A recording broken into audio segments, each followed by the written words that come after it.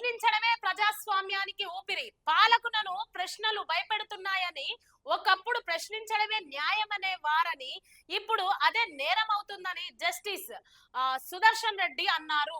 చూడండి, ఒకప్పుడంట ప్రశ్నించడమే న్యాయం అనేవారు, కానీ ఇప్పుడు అదే నేరం అవుతుందంట.